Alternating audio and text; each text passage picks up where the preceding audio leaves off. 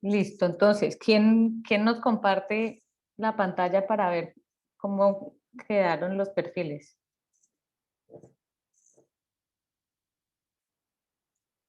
Yo puedo compartir si quieres, profe. ¿Quién habló ahí? Victoria, profe. Ah, Vicky. ¿Qué dijiste? Es que no te oí. Qué pena. Que yo puedo compartir si quieres mi pantalla. Pues vos ya compartiste la vez pasada muy Ah, amablemente. bueno. Chévere. Bueno. Pues, profe, si quieres yo. Profe, si quieres yo. Ah, bueno, cualquiera. Cualquiera. Piedra, papel o tijera. No, pues hágale, Diana, tranquila.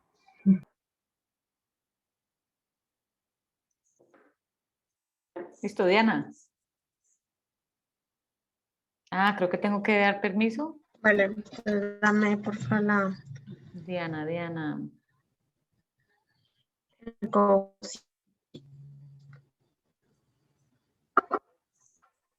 Listo.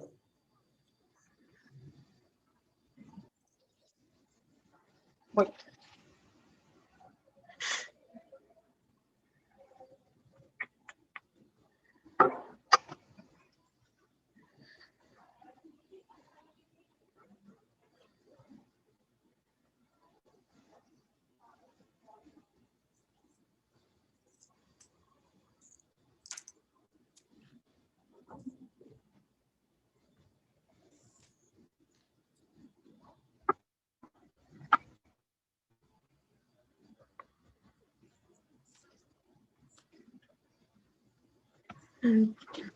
Allá.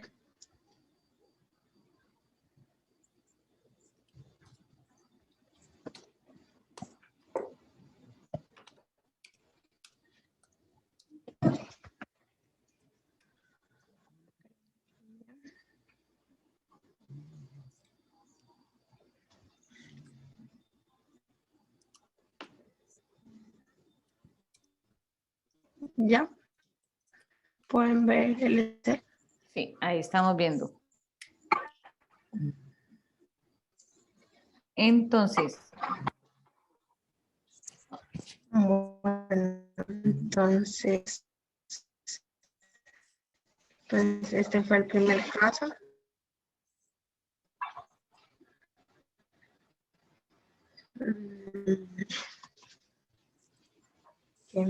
¿cómo les dio entonces Pues utilicé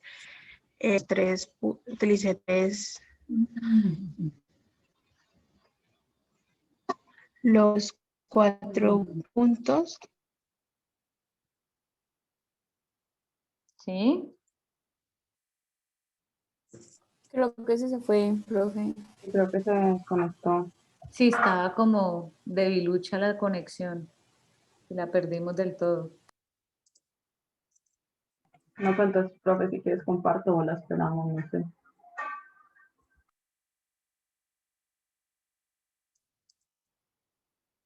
Pues sí, dale, Marisabel. A ver, Marisabel.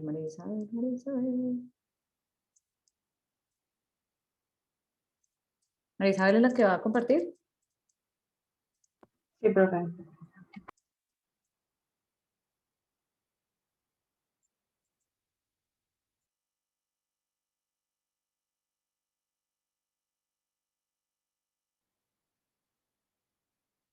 Listo.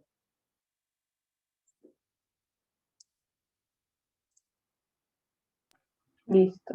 Entonces es el caso 1. Me confirman si les dio lo mismo. Y pues utilicé lo que habíamos dicho la clase pasada, estos puntos. Ok. Porque no se podía coger el primero y los últimos no, porque se pasaban de punto después del 85%.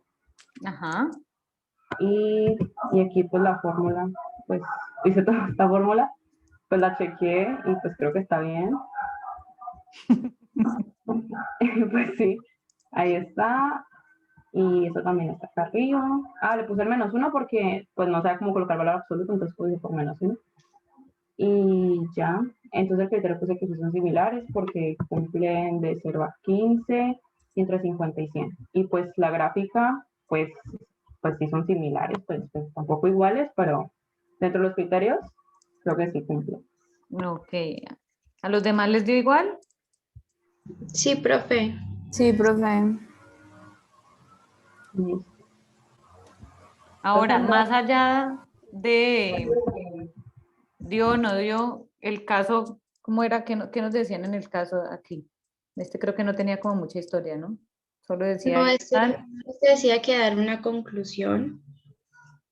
¿qué estábamos comparando aquí? Un genérico con un innovador. Entonces, ¿qué conclusión se puede dar ahí? Pues, profe, yo, por ejemplo, puse que según los resultados obtenidos, los perfiles de disolución tienen un 55.59% de similitud y un 10.6% de diferencia. Por lo tanto, se asume que los productos son iguales. Algo me choca ahí.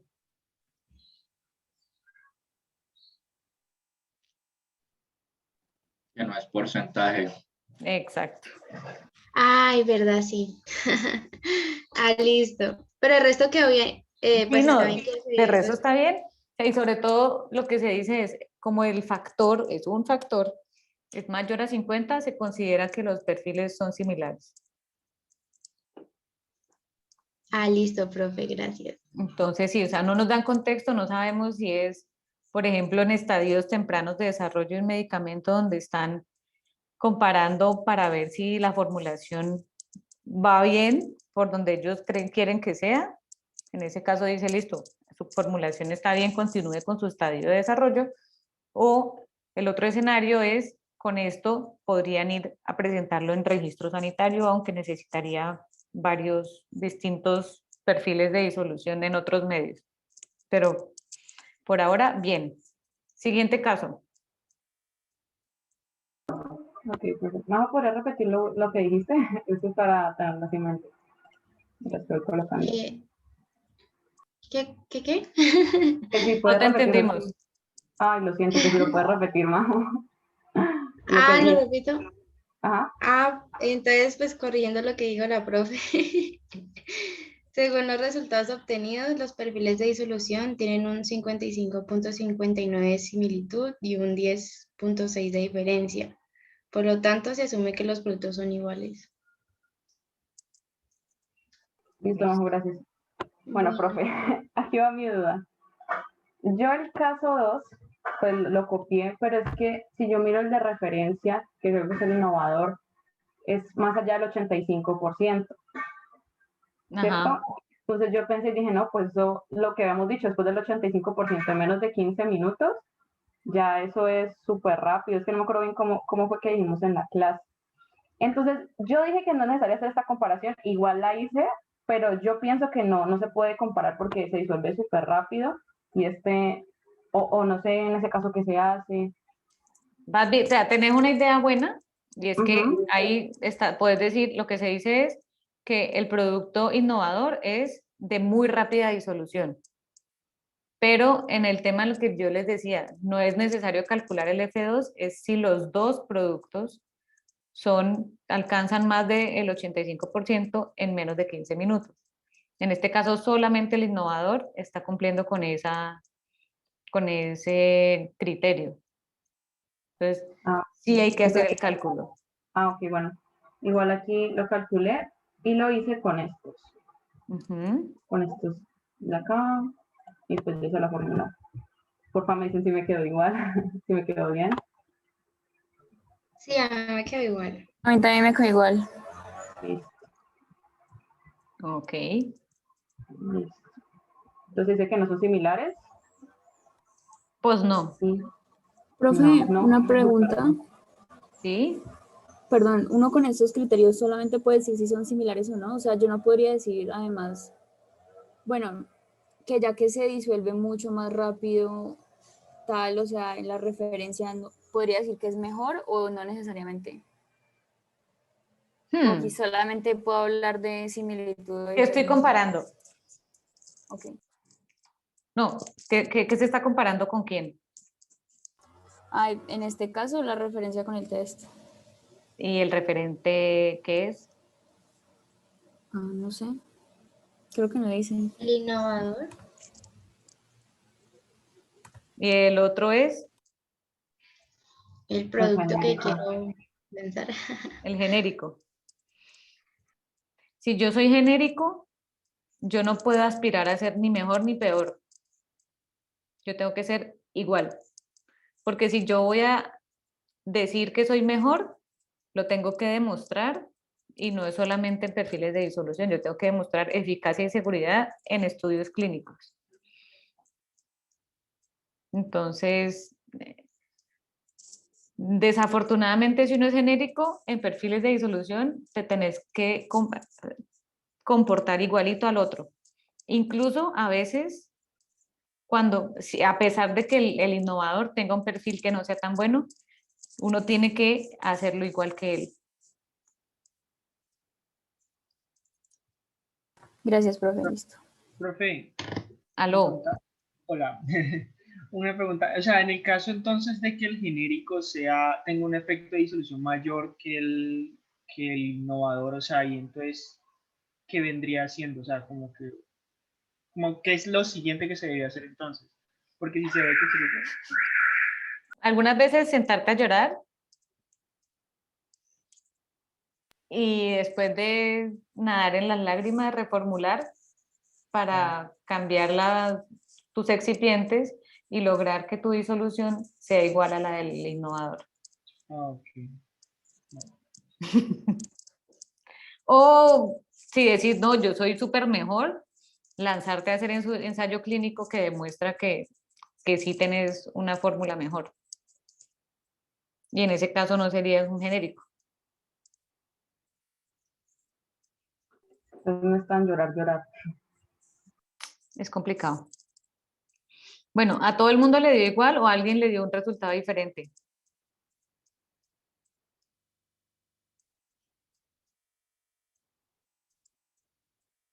Mejor dicho, Igual, Sí, profe, igual. igual. nadie cayó o sea, todo quedó tan claro que nadie cayó en la trampa de no tomar todos los datos para hacer el cálculo que estaría tomando 2 puntos después del 85. O sea, bien, esa parte quedó clarísima, parece. Caso 3. Bueno, profe, otra locura. Yo lo que hice fue pasar como creo que eran 20 miligramos de la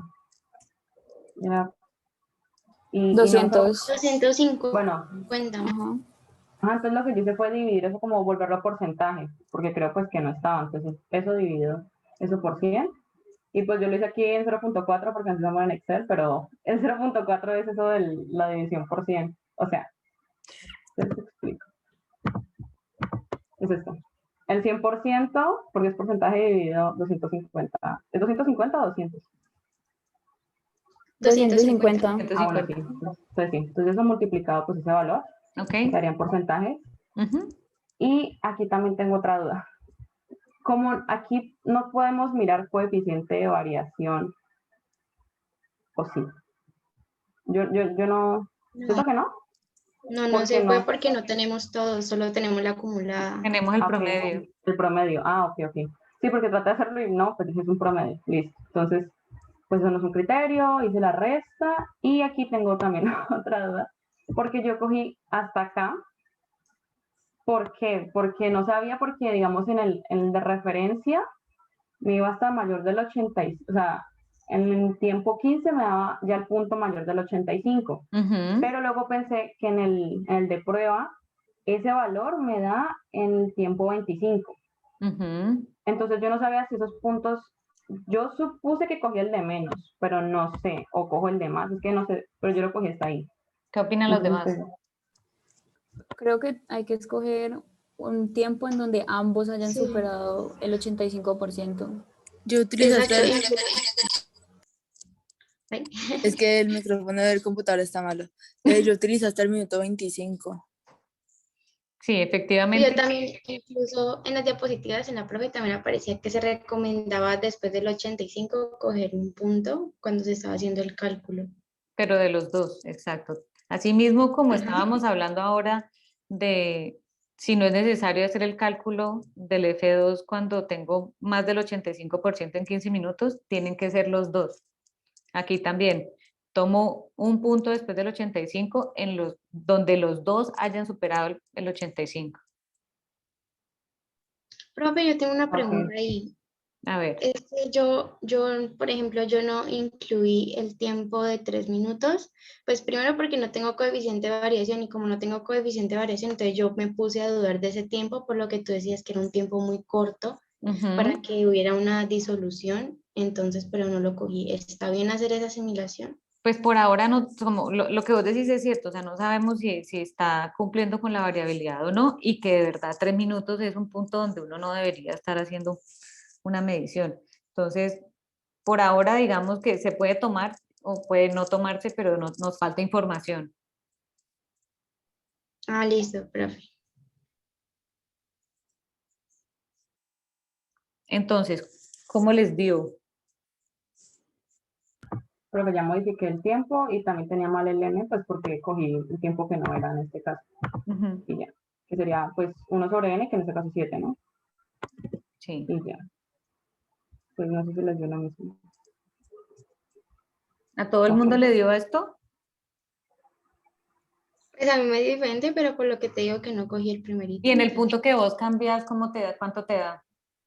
F2 a mí me da 35.74 y F1 22.6. Igual la conclusión va a ser la misma, Sí, que la conclusión es,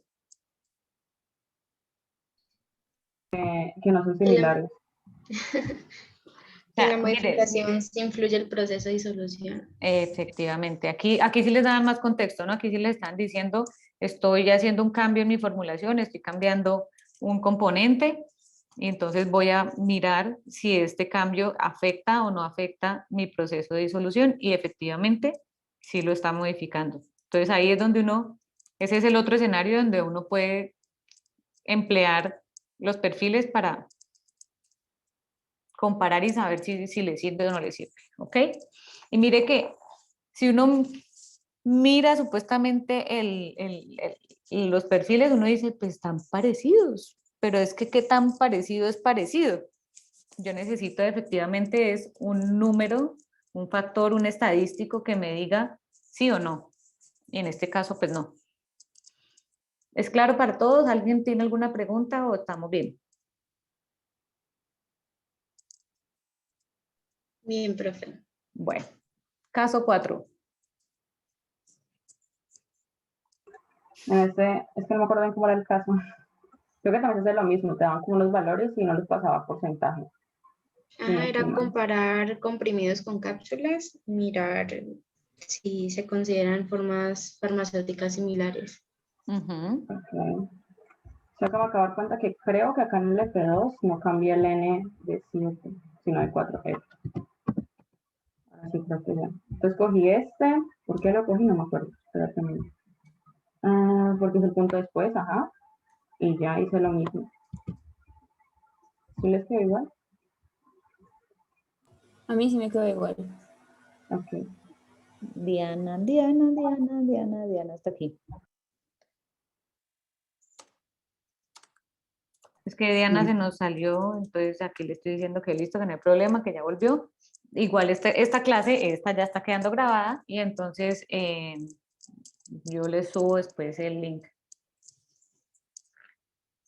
Listo, profe. Ok, entonces, ¿cómo nos dio este? No, profe, es que me ha dado como 49, para casi, pero pues ya me di cuenta que tengo un error, entonces sí son compatibles. Ah, bueno, entonces ya a todos les dio lo mismo también. Sí, profe. Mire que aquí tenemos casos de tableta y de cápsula y a pesar de ser formas farmacéuticas diferentes, las formulaciones están hechas de manera tal que se comportan igual in vitro. ¿Listo? ¿Ha quedado claro todos? ¿Alguna pregunta o todo quedó clarísimamente claro?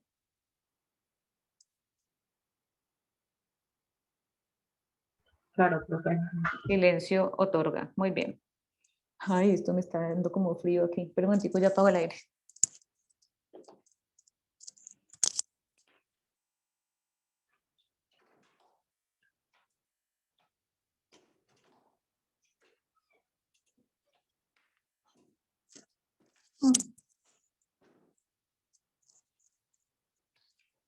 Bueno, entonces sigamos con nuestros asuntos. Ahora comparto yo. Ay, ya volvieron. Ahora sí, el computador, no sé por qué la vez pasada no me dejaba verlos. Entonces, hoy vamos a hablar de absorción. Ya revisamos los ejercicios que habíamos hecho, iniciado la clase pasada. Y quería ver, entonces, basado en esto, la tabla de medicamentos que estamos completando, ¿qué se les ocurre que pudiéramos agregarle a las columnitas que estamos llenando con lo que acabamos de ver?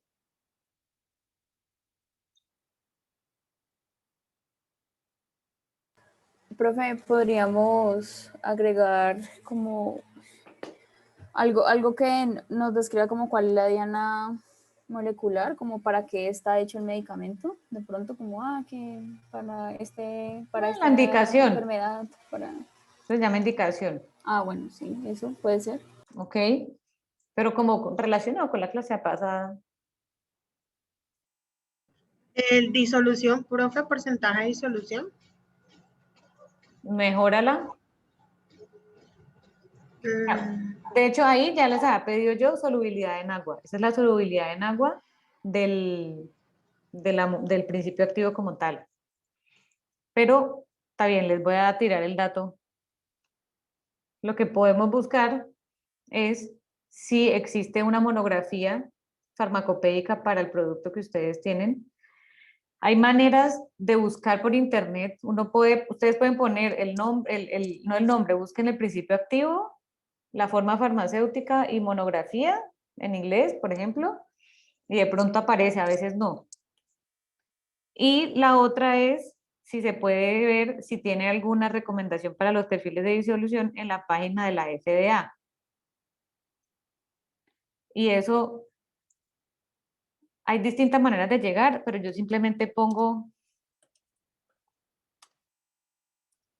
uno busca así, y acá les aparece Dissolution Methods, y les abre por orden alfabético. Bueno, ustedes pueden buscar acá yo que siempre digo, siempre friego con la misma, Bosentan.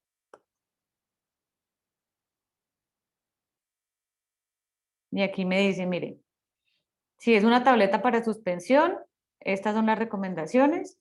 Y si es una tableta oral normal, esto, aquí está, cuál es la velocidad del aparato 2 a 50 revoluciones, el medio de control de calidad sugerido es laurisulfato de sodio en agua al 1%, 900 mililitros de volumen, y los tiempos de muestreo que me recomienda es 15 minutos, 30 minutos, 45 y 60.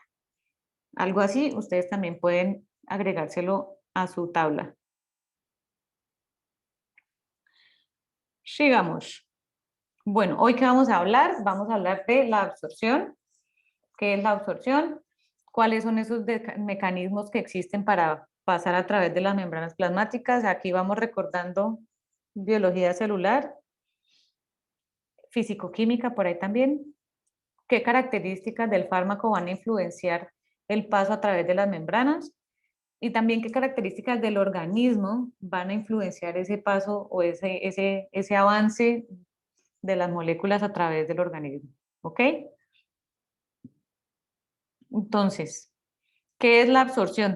¿Cuál es el objetivo final de absorción? Llegar al sistema circulatorio. Sí, de la absorción, sí, es cierto. ¿Y cómo llegan? Difundiéndose a través de las membranas celulares. Generalmente va a ser por difusión, muy bien. También decía que por endocitosis, ¿no? También algunos pueden pasar por endocitosis. ¿Se acuerdan más o menos cuáles serían los que están más por ese lado? Como hay dos categorías grandes de medicamentos, unos que van por difusión y otros que irían más por esos procesos de endocitosis, exocitosis, transitosis. ¿No eran los que van por transitosis son los que son menos solubles? Porque, decía que los lipofílicos eran los que más fácil atravesaban las membranas, pues porque obviamente estaban afines a la composición de la membrana, Ujú. mientras que ya los otros, pues que es lo opuesto que serían los hidrofílicos, perdón, son los que me imagino que tendrían que tener un mecanismo de transporte pues más complejo. Sí, ¿no? Bueno, había, digamos, otra gran categoría, esas son como dos categorías de los medicamentos, digamos, pequeños. Hay otros que son los que se denominan los grandototes, que son los, como los, pueden ser los, ya sea las medicamentos biotecnológicos, perdón, pero esos que vienen en unos vehículos que están, o sea, vehiculizados como en los nanosomas o liposomas y eso, esos pasarían más por ese lado de transitosis. Bueno, entonces, la absorción es ese proceso por el cual el fármaco llega a la circulación sistémica desde el sitio de administración. Eh, también tiene que llegar a la circulación. La zona de absorción, pues eso va a depender de a dónde yo lo estoy administrando, o sea, de qué vía de administración estoy empleando. Y la velocidad va a modificarse dependiendo de si estoy administrando por vía intravenosa, ¿hay absorción? No, profe. No. No, yo me salto todo y tú la tiro directamente en sangre, entonces ahí no hay absorción. Todas las demás vías de administración que fueron las que vimos la clase pasada, primera, segunda clase, todas las demás sí tienen un proceso de absorción, unos más lentos que otros. La más lenta es la vía oral. Y ya vieron por qué. Todo lo que tiene que pasar para que al final llegue a sangre. Bueno, todavía nos falta un pedazo, pero ahí vimos bastantes. La dosis también, pues si a menor dosis, pues voy a tener una menor absorción. Y bueno, la rapidez, pues va a ser dependiendo de la vía también. Entonces, volvemos a esta batalla. Primera batalla grande de este escuadrón de moléculas es el estómago o todo el tracto gastrointestinal. Ahí vamos a tener el enemigo, por ejemplo, del ácido en el estómago. ¿Qué le pasa a las moléculas con el ácido? ¿Se ionizan, profe? Sufrir hidrólisis. Hidrólisis. Entonces, cuando yo le explico esto a los visitadores médicos que no entienden tanto de eso, pues yo no les puedo decir que tienen hidrólisis, pero yo le digo, por ejemplo, que en esa batalla que hay en el ácido, pueden perder un brazo, pueden perder una pierna, entonces ese soldado ya queda fuera de combate. También están todas las enzimas, está la flora gastrointestinal, toda la interacción con eso pues va a ser complicada. El vaciamiento gástrico. ¿Qué pasa con el vaciamiento gástrico? ¿Qué leyeron ahí?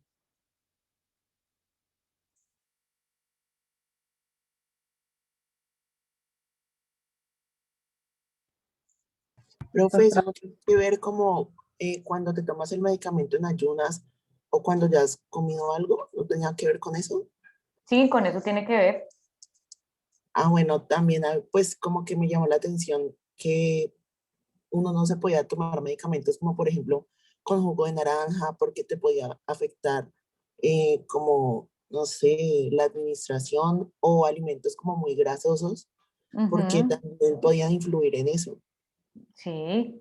Bueno, el jugo de naranja, pero es el jugo de toronja, que eso también, pues acá nosotros no somos tan toronjeros, entonces pues no nos afecta tanto, pero es algo que eso también lo vamos a ver más a profundidad más adelante, pero el jugo de toronja eh, tiene afinidad con algunos transportadores que transportan medicamentos, entonces ahí se va a ver afectado la biodisponibilidad de algunos medicamentos. Entonces, por ejemplo, para un estudio de bioequivalencia, de las recomendaciones es sí o sí que le hacen a los pacientes, a los voluntarios, es que durante la noche anterior, por lo menos, no puede haber consumo de jugo de toronja, porque ese puede afectar la biodisponibilidad. Del vaciamiento gástrico, es decir, el estómago siempre está como en movimiento y dependiendo de si está lleno o vacío o qué tipo de alimento llegue, se va a demorar más o menos en pasar, hacer que ese contenido que está en el estómago logre pasar hacia el intestino. Entonces, eso es un tiempo que es variable dependiendo del estado en el que se encuentra el estómago, pero es un tiempo también que no se puede saltar. Y mientras más tiempo esté, por ejemplo, el medicamento ahí, pues puede que tenga más tiempo de que se degrade con el ácido. Entonces, todas esas cosas van a ser, al final, afectar en la absorción y por lo tanto en la biodisponibilidad. Casi siempre se va a dar la absorción a nivel del intestino delgado. ¿Saben por qué? ¿Recuerdan por qué?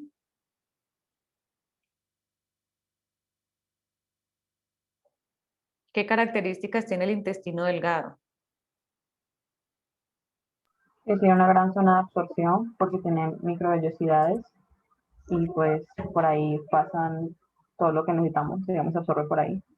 Sí, el tema de las macro y microvellosidades es que está aumentando el área superficial, o sea, una cosa es que el intestino es un tubo, pero adentro hay pliegues y recontrapliegues, que eso aumenta la superficie que puedes tener en contacto con las moléculas del fármaco. Entonces, por eso es que se logra muchísima área superficial y muchísima posibilidad de ingresar a la circulación sistémica por ahí.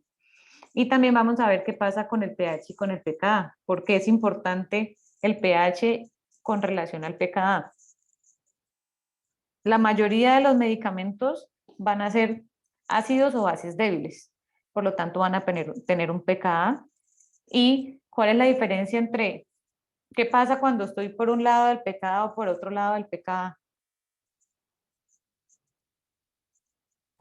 Eso no es que se ionizan, o sea, que se vuelven Ahora sí, aniones, cationes o... o sea, va a estar ionizado por un lado Sí. o si no está Su ionizado, forma ¿cómo está? molecular. Protonado, ¿no? Pues, Como Protonado, y en ese protonado, ¿cómo está su carga? pues, neutral. Va a estar neutra. ¿Y qué tiene que ver la carga con el paso de membranas? Entonces es más fácil que pasen porque están la afinidad. Cuando está como es más fácil que pase, Protonado, ¿no? O sea, neutro, ¿no? neutro. Cuando está neutro, va a pasar más fácil. Si tiene una carga, eso ahí, llórelo. Muy bien. Entonces, acerca del vaciamiento gástrico, ahí, este lo tomo del libro en inglés. Ellos nos cuentan, hay una gente que hizo un experimento que es hasta chévere. Yo lo tengo aquí listo.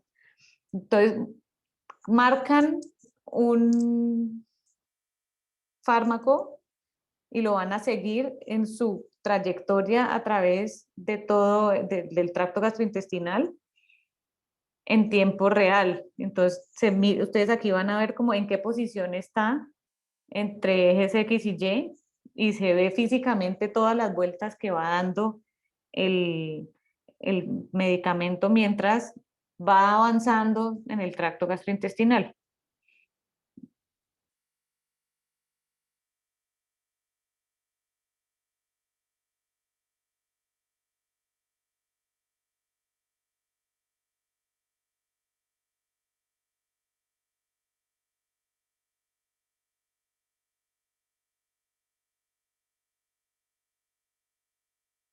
O sea, si vieron ahí, supuestamente va mostrando pues cómo está que en el estómago como que se queda y luego va avanzando y va cambiando.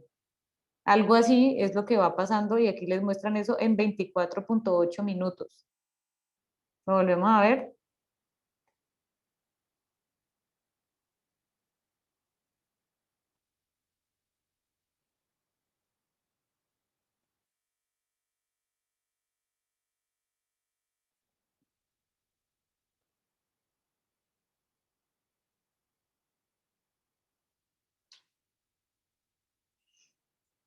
Entonces, el tema del vaciamiento gástrico es algo que se ha estudiado, incluso ahora todavía se hacen estudios para mirar cuánto se demora, cómo se afecta, si yo me como huevos, si me como un desayuno pesado, una bandeja paisa, o si desayuno solamente con un café.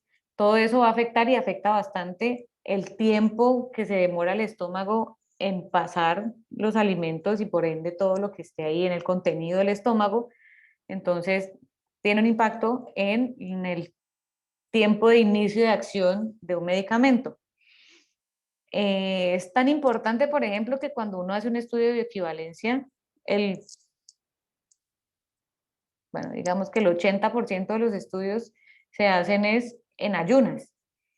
Y es tan importante mantener ese tema del ayuno que uno a los voluntarios los tiene que llevar al sitio de la fase clínica desde la noche anterior para poder controlar exactamente qué van a comer y a qué hora es la última comida y garantizar las 10 horas de ayuno. Entonces, yo hago llegar a mis voluntarios desde la noche anterior, les doy una comida ya estandarizada y a una hora exacta a todos, y ya con eso garantizo el ayuno y al día siguiente se les da el medicamento en ayunas, se quedan en ayunas hasta como 4 horas y de ahí es que vuelven a tener una alimentación estandarizada también para que todo este tránsito intestinal sea lo más estándar posible, porque igual cada persona, de persona a persona, pues va a haber una variabilidad, pero estamos tratando de controlar al máximo lo que podemos controlar. Y efectivamente, ahí había no sé si lo vieron, si estaba, este artículo que es de aquí de Cali, viejito, pero incluso aquí también se hacen estudios para evaluar esa estandarización de los valores de vaciamiento gástrico. Y en este, pues son solamente 30 personas, pero incluso siendo 30 personas, que es un número pequeño, se da una variabilidad y el promedio del tiempo de vaciamiento gástrico fue de 71 minutos, pero unas personas en unas se demoró 32 y en otras 110 minutos. A pesar de estandarizar todo lo más posible, pues esos tiempos varían bastante de persona a persona.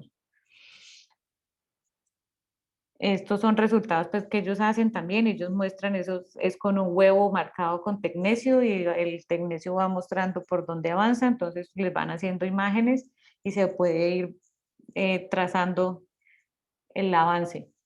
Estudios más recientes, en el 2019 también, evaluación del vaciamiento gástrico con un medio de contraste hidrosoluble, evaluación del vaciamiento gástrico con un ultrasonido transabdominal. Aquí también toman imágenes y se va viendo cómo se da ese vaciamiento gástrico. En un modelo de rata también se puede hacer en animalitos el evaluar esto. Aquí miden más cosas, miden vaciamiento gástrico, los parámetros de impedancia por pH en el esófago, calidad de vida, bueno, se puede hacer más cosas, pero miren que igualmente se está tomando en cuenta el vaciamiento gástrico. Aquí también tenemos en la respuesta glicémica el vaciamiento gástrico.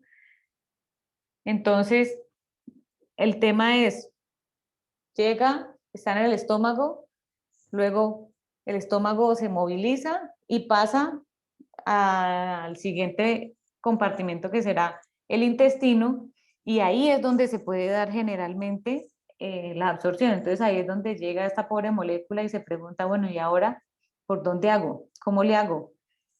Y esto va a depender, este paso, como decíamos, sobre todo de características físico-químicas. Entonces, ¿qué factores me van a afectar esto? La solubilidad en agua es la disolución en un líquido situado en el lugar de absorción. O sea, mis moléculas, ustedes saben, esos ya lo saben, de qué depende que una molécula sea o no soluble. Recordemos.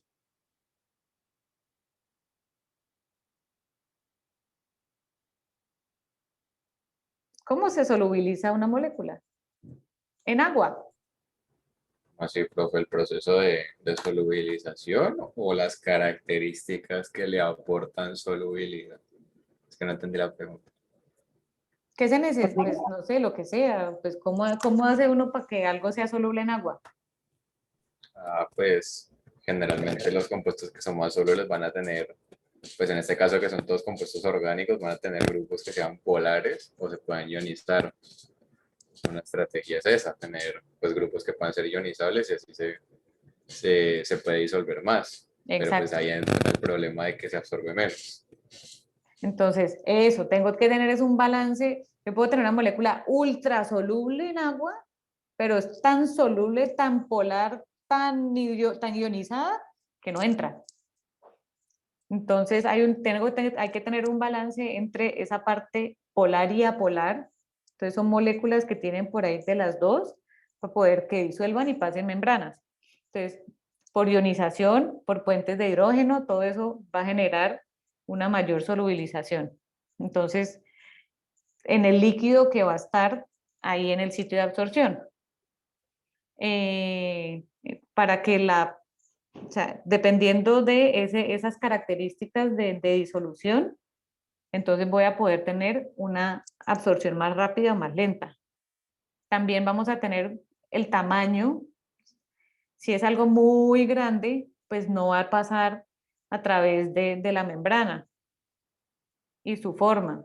También, si es algo muy grande, si es algo muy polar, pues ya va a llegar un punto donde yo voy a necesitar es un transportador. Entonces hay transportadores, la mayoría de lo que decíamos pasan por difusión simple. ¿Se acuerdan de la difusión simple? Y eso ahí es por interacción de la parte apolar con la membrana, y entonces ya cuando pasan más o menos, pero eso tiene que ser una molécula relativamente pequeña. Cuando ya pasa al otro lado, pues entonces el lado apolar, el polar, perdón, es el que va a primar ahí para poder estar en contacto con el agua. Pero si ya es algo cargado o muy grande, necesita un transportador. Vamos a ver que hay diferentes tipos de transportadores. Y también depende de su carga eléctrica, lo que hemos venido diciendo, su polaridad, su ionización y el pH del medio va a favorecer una forma o la otra.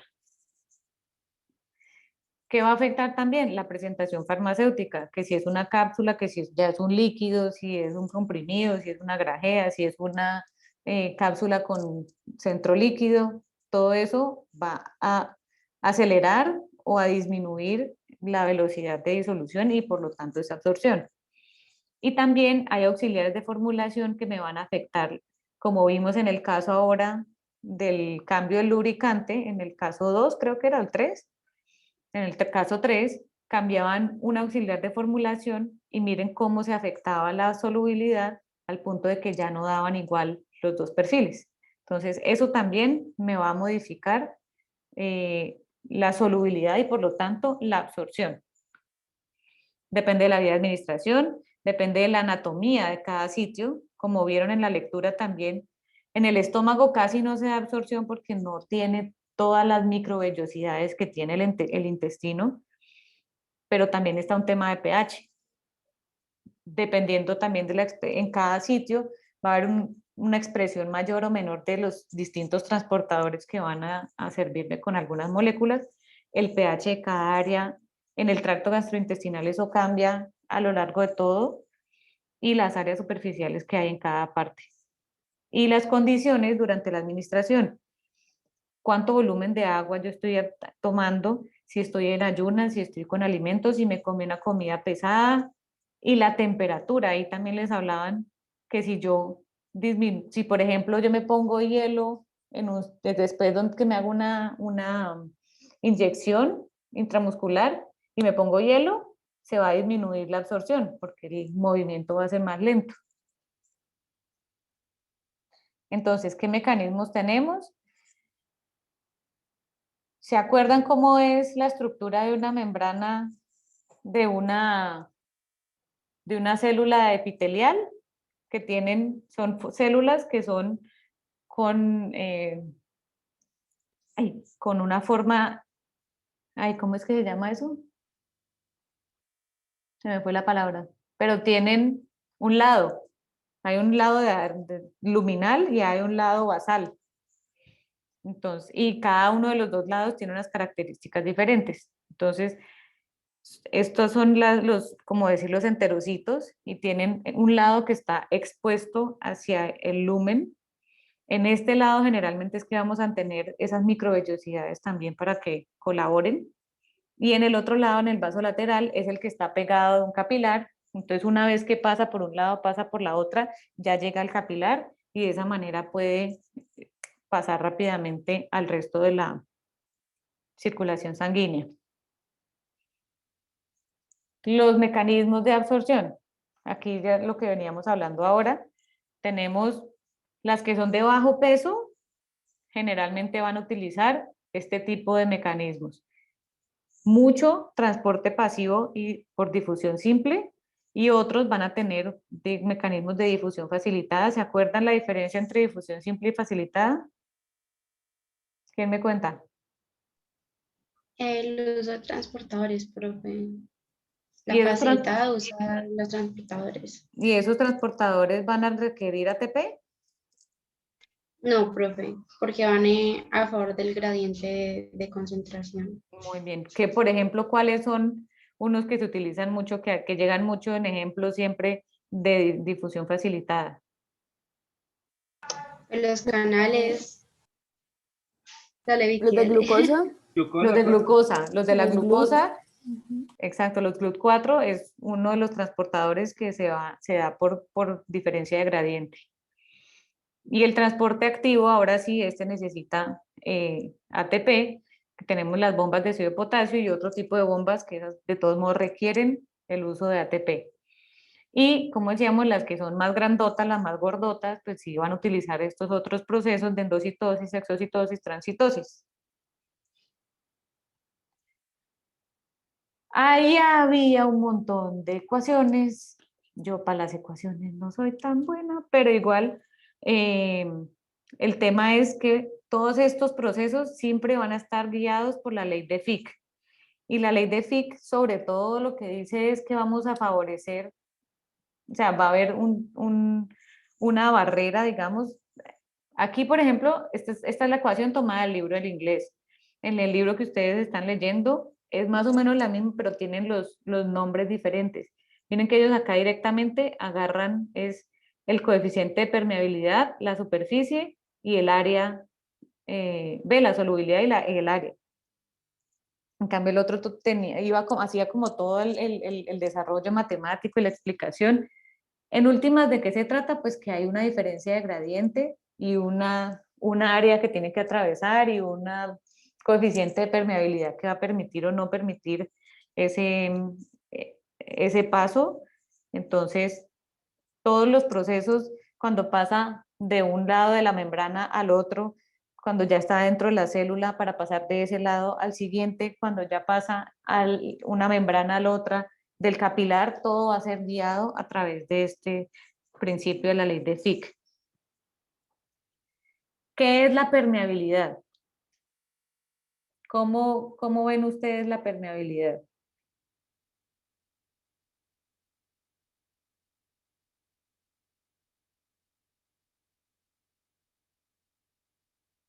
Pues como la capacidad que tiene una sustancia de pasar de un lado a otro, pues bueno, una membrana.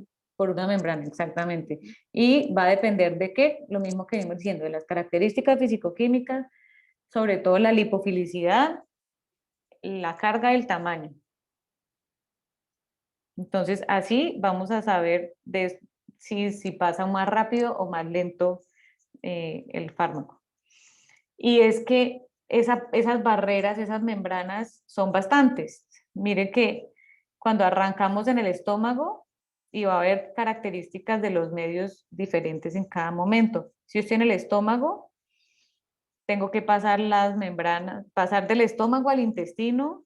Acá había un pH de 2 de pronto, luego va subiendo. En el intestino son otras características de pH. El pH va a ir avanzando conforme se avanzan en los metros de intestino. También hay unos procesos de metabolización que se van a dar en los enterocitos.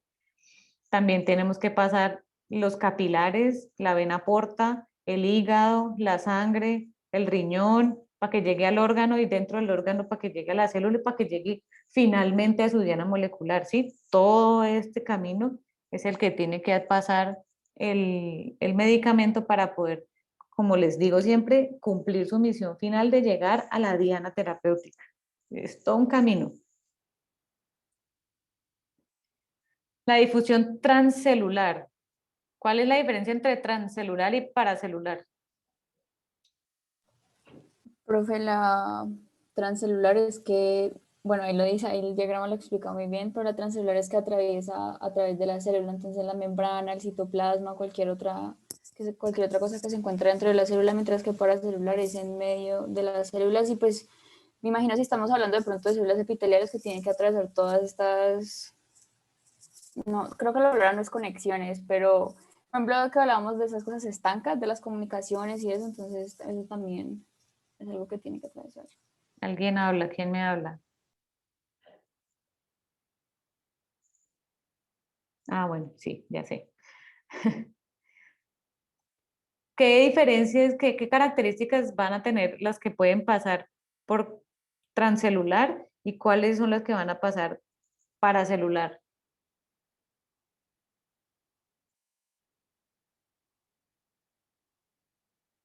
La más fácil, qué características creen que tiene que tener para poder pasar por aquí, paracelular? Tamaño, Tamaño y tamaño grande, pequeño, medio. pequeño, ¿no? Ujú. Bueno, sí, pequeño. Y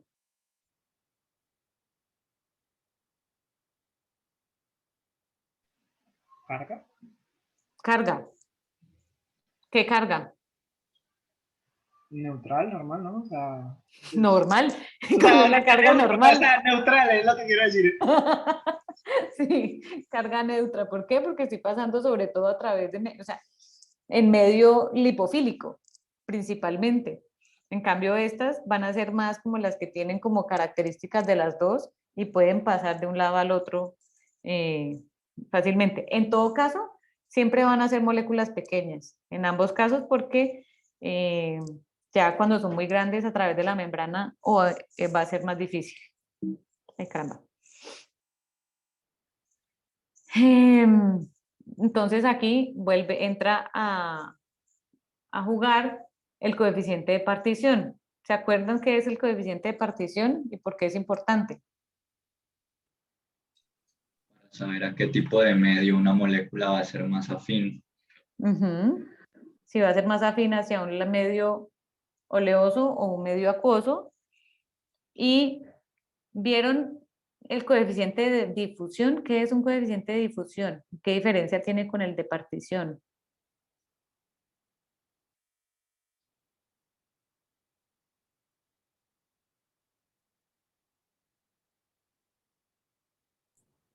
Ah, Aquel de difusión era una velocidad, o sea, pues está relacionado a esa velocidad, mientras que la de partición es cantidad. ¿sigue participando? ¿Sigue destapando? Eh, pues no sé qué más decir, profe, pues es que si tú ves un coeficiente de difusión en la ley de Fick, pues ese objetivo es el final, es encontrar una velocidad, mientras que Sí, o sea, los dos van a tener, es como una constante de velocidad en la ley de Fick. Pero la diferencia entre el uno y el otro, mira que acá te dice a un pH dado, el coeficiente de difusión es como un coeficiente de partición, pero vas a ver cómo están distribuidas las distintas especies de tu molécula, o sea, las especies neutras e ionizadas a un pH determinado. Aquí ya me va dando un punto de referencia específico. Entonces, muchas veces se va a utilizar el pH 7.4, que es el pH fisiológico, y ahí vamos a mirar cómo están repartidas esas especies de la molécula en octanol y en agua. Entonces, es como una medida más fisiológica. En el Moodle tienen este documento que habla un poquito de esos efectos de la lipofilicidad y donde nos hablan, en este punto, por ejemplo, hablan es del coeficiente de partición y te dicen que la disponibilidad oral va a depender de ese coeficiente de permeabilidad y vas a tener una mejor biodisponibilidad con los compuestos que tienen un coeficiente de partición que está entre 0 y 3. Cuando estoy por encima de 3, es un compuesto que es muy poco soluble en agua. O sea, ya es demasiado polar. Entonces, ese pues va a estar muy bien, muy feliz en las membranas, pero se queda ahí porque le va a costar trabajo pasar por los medios acuosos. En cambio, el que está por debajo de 0 es un compuesto que ya es muy polar y le va a costar trabajo atravesar las membranas. Entonces, ni tanto para un lado ni tanto para el otro. Necesito estar en un coeficiente de partición entre 0 y 3 para que sea suficientemente lipofílico para pasar membranas, pero lo suficientemente hidrofílico para poder difundir por el agua. ¿Listo? Pero entonces, aquí hablamos, cuando ya lo hablamos de coeficiente de distribución a un pH de 7.4, el rango ideal está entre 1 y 3. Este es el rango ideal porque estos son compuestos que van a tener una muy buena absorción intestinal, tienen un muy buen balance entre la solubilidad y la difusión, y va a haber poco metabolismo, porque no se van a unir tanto a las enzimas metabólicas. Si yo estoy... Profe, Dale, Vicky. qué pena, qué pena. ¿Dijiste coeficiente de distribución o es el coeficiente de difusión? Difusión, difusión. Listo, listo. Qué pena, gracias. Es coeficiente de difusión, aunque es una distribución de especies también. Se distribuyen, qué tantas especies hay de las neutras y las ionizadas en octanol y cuántas en agua. Pero es coeficiente de difusión. Entonces, si es menor a 1, es muy soluble, pero no es tan fácilmente permeable. Y de ahí para arriba, pues vamos a tener un problema porque están muy apolares. Entonces no es tan bueno. Entonces, aquí nos cuentan, por ejemplo, en este que es el rango ideal, que es de 1 a 3, tengo una solubilidad moderada, permeabilidad moderada y bajo metabolismo porque no se une tanto a las enzimas metabólicas. Voy a tener un volumen de distribución, lo vamos a ver ahora, que es el volumen de distribución, pero sobre todo voy a tener una absorción oral favorable y puedo tener una capacidad, esta BBB es la barrera hematoencefálica, que es la última barrera difícil de atravesar. La barrera hematoencefálica es muy grasosita y tiene el tamaño de poro, digamos, es muy chiquito. Entonces, hacia los medicamentos que van para el sistema nervioso central tienen que ser muy pequeños y tener buenas características lipofílicas para poder atravesar la membrana. En cambio, si tengo las otras, si estoy por debajo de 1, vuelve y juega, es muy soluble, pero le va a costar trabajo atravesar. Y además, miren que se va a aclarar, se va a eliminar por la orina mucho, porque es muy afín al agua. Eso también lo tenemos que ver más adelante. Entonces, bueno, en últimas, ese coeficiente de difusión a 7.4, lo óptimo es que esté entre 1 y 3. Ese será como el medicamento ideal para que difunda por las membranas y también pueda transportarse en agua, pues estar en el agua. Entonces, por ejemplo, aquí nos muestran, eso no significa que los demás medicamentos que no tengan ese rango ideal pues no existan. Esos son los ideales, pero hay otro, mire que acá está atenolol. Atenolol es uno que se utiliza mucho y tiene un logaritmo de 7.4 negativo. Entonces, pues es súper acuoso, súper fácil, pero le va a costar un poco más trabajo atravesar las membranas.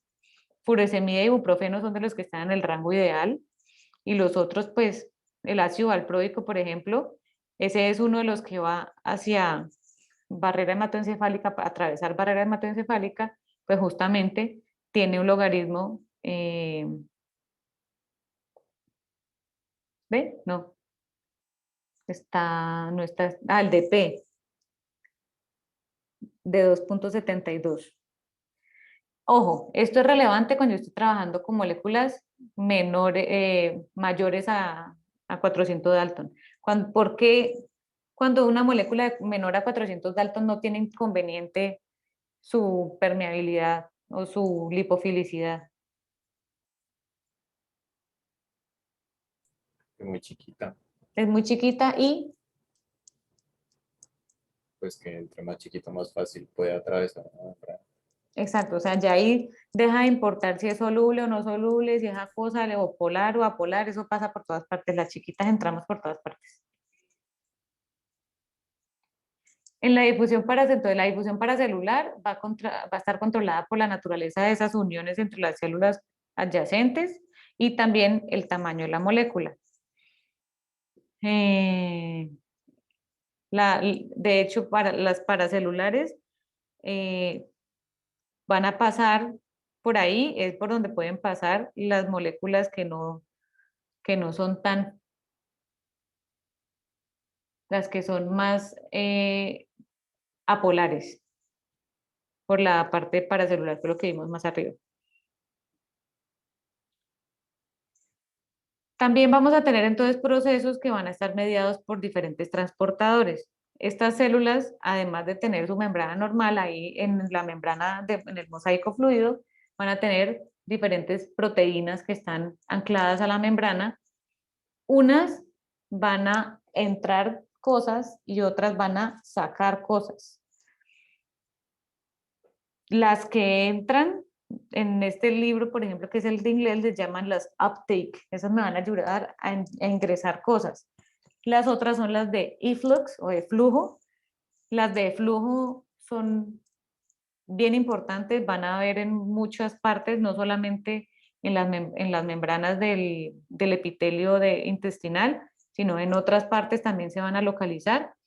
Y esas que son las de flujo, son como el portero de la discoteca que deja entrar una gente y otra no, o entran y las devuelven. O sea, usted sí, pero no, ya, usted tiene una cachucha espantosa, entonces usted aquí no entra. Son proteínas que están hechas ahí como para defender el cuerpo de todos esos agentes extraños que pueden, según el cuerpo, hacerle daño. Entonces, la ayudan es a eliminar. Hay diferentes... Pregunta, ¿solamente la sacan afuera como a la sangre o también puede ser como al lumen? Afuera. Y afuera depende de en qué lado estoy. Si esa proteína de flujo está en este lado apical, la molécula entró a citoplasma, desde el lumen entró, y este dijo, no señor, usted no me gusta, usted me cae mal, y la devuelve al lumen. Pero si está en este lado vasolateral de la membrana, la molécula vino, entró acá, y resulta que la saca de la célula, pero hacia la sangre. Entonces, en ese caso sí está desfavoreciendo la absorción. Entonces, hay que tener en cuenta en qué parte está situada esa proteína de flujo para saber si la está devolviendo para afuera o la está metiendo hacia la circulación sanguínea. Hay de las dos. También, más adelante también vamos a ver en el simulador, tiene un pedacito para jugar.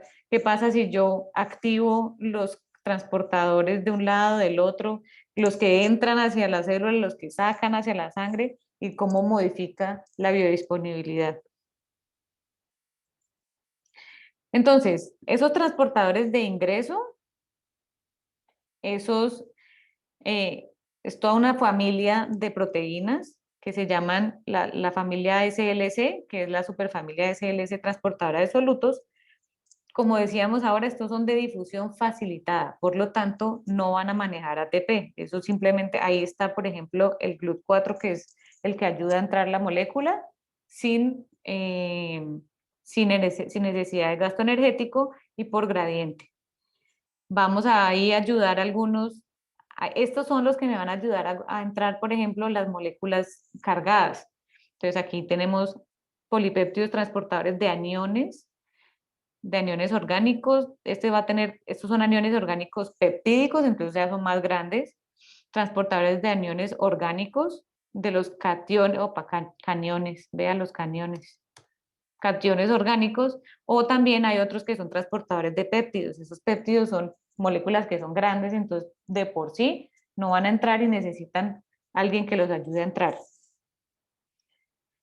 La idea no es aprenderse de memoria pues dónde están cada uno, pero les cuento aquí que de esas familias están localizados en muchos tejidos, no solamente en la entrada por allá en las membranas epiteliales del intestino, acá también tenemos unos que están en cerebro, en intestino, en el hígado, en intestino, en riñón, dependiendo pues de cada uno de ellos, van a estar en una o en otra localización.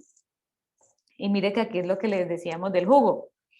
Con estas proteínas transportadoras es que el jugo puede venir a afectar. Entonces, si yo me estoy tomando una fexofenadina, la idea es que esa fexofenadina ingrese y me deje, me pare la alergia, pero si me la paso con un jugo de toronja, el jugo de toronja inhibe el transportador. Entonces, ahí hay interacciones alimento-fármaco que son negativas. Profe, una pregunta. Dime. Es que, perdón, insistían mucho siempre que cuando se va a absorber, o sea, el fármaco tiene que estar en su forma libre. O sea, que ya el vehículo que transportaba el principio activo tiene que haberse ya como ido, alejado, lo que sea. ¿En qué momento es que ocurre eso? O sea, apenas llega al estómago, se disuelve y ya está el fármaco libre, o literal segundos antes de absorberse en las microvellosidades, por ejemplo, pues para la biología. Mira que está el proceso inicial que te mostraba de la desintegración. Cuando se desintegra, en ese momento, pues se empieza a liberar y a soltar de todas las otras moléculas. Ahí empieza. ¿Y de dónde empieza eso? Desde el primer momento en que tiene contacto con un líquido en el estómago. Y va a depender también un poco de las características físico-químicas de tu molécula. Si es una que es súper hidrosoluble, pues en ese mismo momento en el estómago ya todo está solubilizado. Entonces, cuando está solubilizado, queda aquí tu molécula de fármaco y por acá la lactosa, pero pues ya está también solubilizada en medio de todo eso, pero se liberó de todas las otras. Puede pasar en el estómago o puede pasar mientras, porque además en el estómago va a estar todo el rato mientras se da el vaciamiento gástrico, entonces ahí sigue habiendo y hay movimiento, todo eso favorece la disolución. Y cuando está totalmente disuelto, es que está libre. Si no está disuelto, está todavía por ahí amarrado de alguna otra molécula, entonces no se ha soltado. Cuando ya se suelta y se disuelve por completo, ahí ese es el fármaco libre. Y Puede no pasar pueden, más adelante también en el intestino porque, por ejemplo, a pH ácido precipita, entonces no se puede, no solubiliza, entonces hasta que no pase al intestino que avance más el pH, entonces ahí hasta ese momento no va a estar solubilizado. y no existen medicamentos que tengan algo que le ayude a atravesar al principio activo, a atravesar la membrana. Hay maneras, por ejemplo, sobre todo hay cosas que pueden disminuir. Cuando se formula, por ejemplo, con la maltosa disminuye la permeabilidad. Cuando hay maneras también de vos mejorar la solubilidad de tu principio activo cuando lo formulas bajo otro tipo de sal. Por ejemplo, uno tiene el metoprolol, puede venir tartrato o puede venir succinato. Entonces, que sea una sal o la otra, favorece o desfavorece la solubilidad. Gracias, profe. Vale.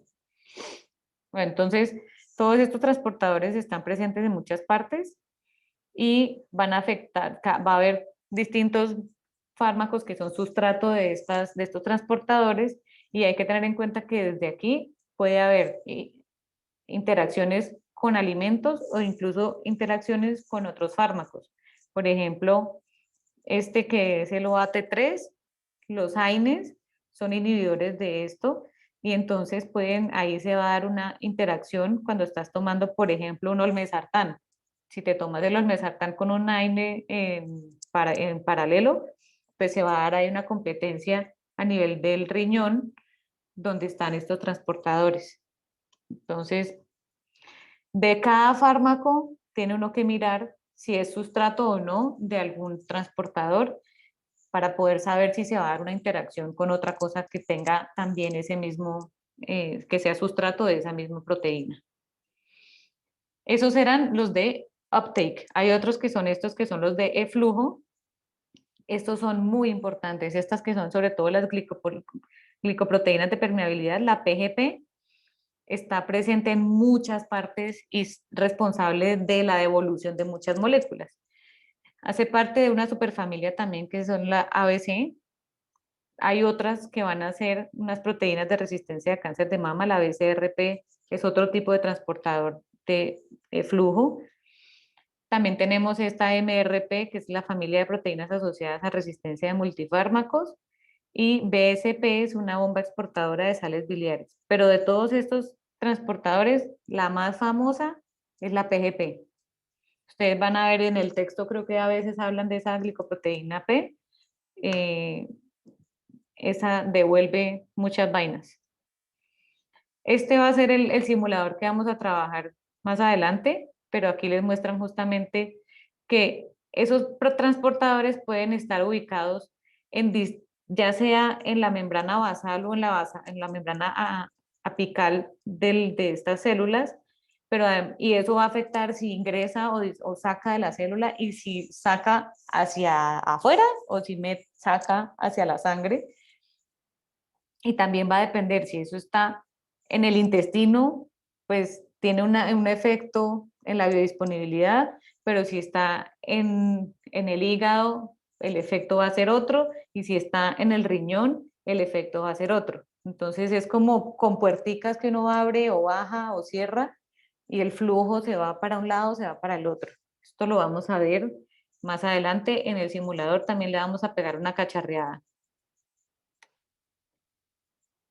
Y de estas también hay localizaciones variadas, sobre todo PGP. Mire, PGP está presente en cerebro, en hígado, riñón, intestino, placenta, testículos, está en todas partes.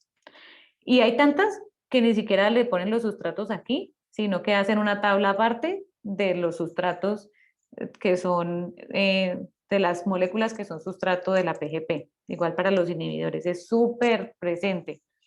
Las otras pues tienen menos y aquí te pueden poner que la MRP2 entonces está en el hígado, en el riñón y en el intestino, y son estas moléculas olmesartán, glutatión, glucuronida, todos estos son sustrato de esa. Entonces, cuando entran, esa molécula PGP las devuelve, pero si tomas ciclosporina, la ciclosporina inhibe ese tipo de procesos y así por el estilo.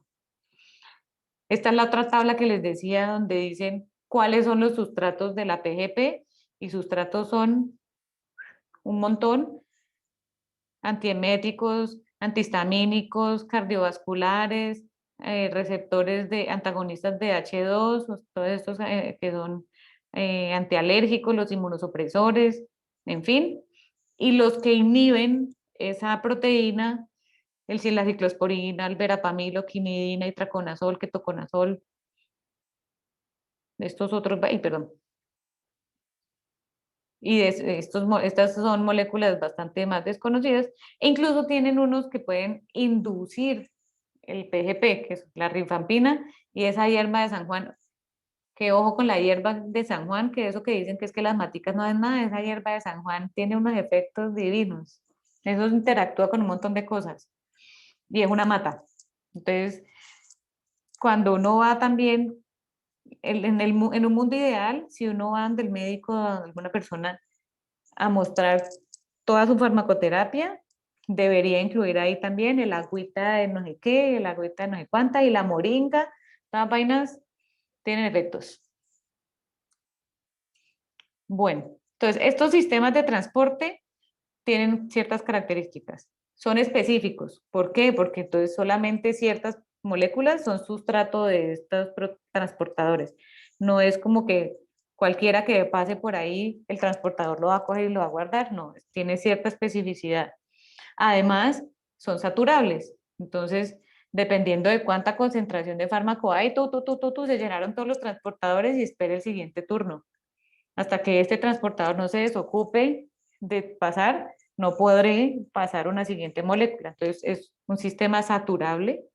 Va a haber una competencia por ese transportador y por eso esas interacciones, porque entonces como tienen en el mismo receptor, puede pasar la toronja o puede pasar el olmesartán, pues entonces hay una competencia por el mismo sitio y eso me modifica la biodisponibilidad. La expresión también, dependiendo del tejido, voy a tener mayor o menor expresión de este tipo de transportadores y dependiendo de la persona, de su genética. También puede ser modificada por los alimentos, por problemas de desnutrición, por problemas ambientales, por el estrés. Todas estas cosas me pueden modificar la expresión de este tipo de transportadores y por lo tanto va a haber una biodisponibilidad diferente. En la parte física ahora, el tema de el intestino, les decía, sobre todo el intestino delgado, pues es un tubo, pero es un tubo que en sí es muy largo, da vueltas y adentro da vueltas y las células que están haciendo esa vuelta también tienen diferentes microvellosidades para poder lograr aumentar cada vez más esa área superficial. Entonces yo puedo tener moléculas que interactúan acá, acá, acá, acá, acá, acá, acá, acá, acá, acá, en todas partes. Y cuando pasan ahí, entonces también adentro cada una de esas células va a poder tener más superficie por donde absorber moléculas. Por eso es el sitio ideal de absorción, el intestino. Aquí vemos, por ejemplo, entonces está las vellosidades y el pH. En el pH, ahí les hablaban de pronto en el texto algo de por qué era importante el pH.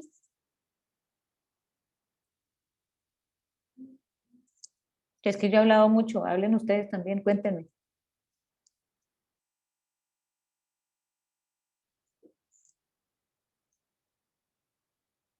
Pero, profe, ¿en dónde o en general? ¿Por qué es importante el pH cuando estamos hablando de absorción?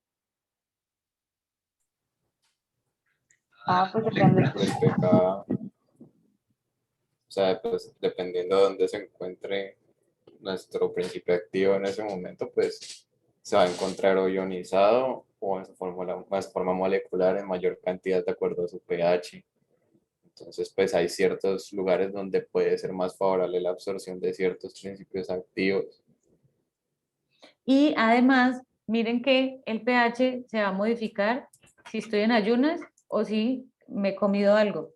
Entonces, cuando normalmente el estómago en ayunas puede estar entre 1,4 y 2,1, si me como algo, ese pH va a modificarse de 3 a 7. Entonces, no solamente el alimento me modifica el tiempo del vaciamiento gástrico, sino que además me está modificando el pH del medio. Entonces, evidentemente, eso va a ser un efecto fuerte en la absorción de algunos fármacos.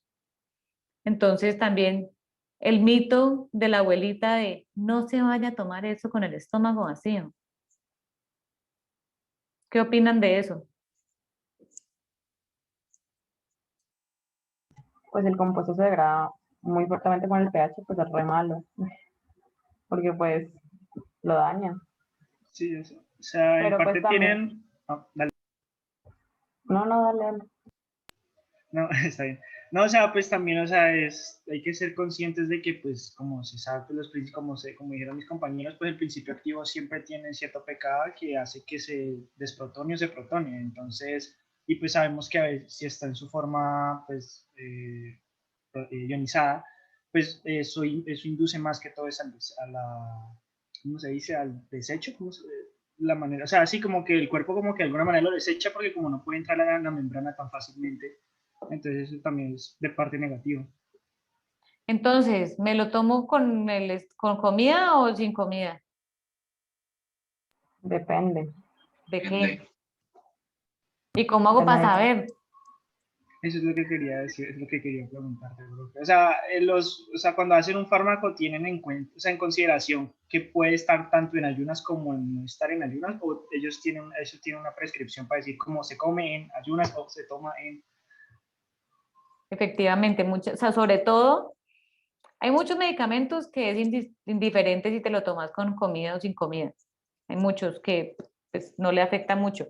Si le afecta, en el inserto, en las recomendaciones, te van a decir, ojo, esto tómeselo después del almuerzo o tómeselo en ayunas. O sea, en algunos casos, en la recomendación del medicamento, te van a decir, es preferible que se lo administre en uno o en otro. Si no dice nada, más o menos da igual. Si no dice nada y yo quiero un efecto rápido, me lo tomo en ayunas o con alimento.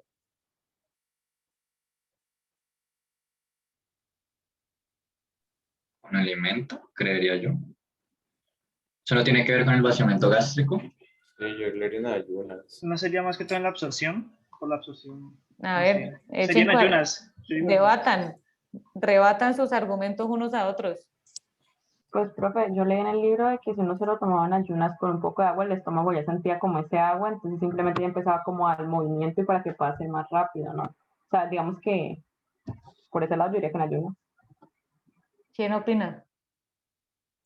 Yo estoy de acuerdo. Pues yo me acuerdo que por ahí leí que los líquidos hacen que el vaciamiento gástrico pues sea más rápido. Entonces, pues una de las cosas que creo que recomendaban era esa, pues que si no quiere una acción muy rápida, pues que tome agüita. ¿Qué dice el que me decía que entonces con comida? Ah, pues yo lo pensé por eso mismo, que la comida generaba el vaciamiento gástrico, pero pues no pensé que solo con agua ya se generaba. Pero igual eso también depende pues del principio activo, porque pues ¿Cómo sí, afecta, perdón, hacia qué sentido la presencia de alimentos afecta el vaciamiento gástrico? hace que se demore más, pues o sea, lo ralentiza. Exacto. Ahí está la respuesta. Como la comida te lo ralentiza, pues entonces ahí ya es más lento. Profe, pero es que a veces, pues obviamente cero confianza en mi fuente, pero yo me acuerdo que pues si digamos es un principio activo que es muy liposoluble, pues a veces puede ser ventajoso pues uno comerlo con una comida grasosa porque eso permite pues que se dé más fácil esa transferencia y que se encuentre ya, pues que se pueda absorber más fácil, Mira que finalmente. vas bien, vas por esa, pero le estás cogiendo, pero analicémoslo desde lo que venimos charlando. Te están diciendo es un medicamento que es más liposoluble, entonces de una vez metas una bandeja paisa. Pero, ¿por qué te lo están recomendando con algo, con alimentos grasosos? Para que, justamente es para ayudar como que el medio sea más grasoso para poder ayudar no al vaciamiento gástrico, sino como favorecer la disolución al poner el medio un poquito más como lipofílico, entonces le estás ayudando a ese fármaco muy lipofílico a que se disuelva por lo menos en la grasa de la comida y así le estás ayudando después al resto del proceso de absorción.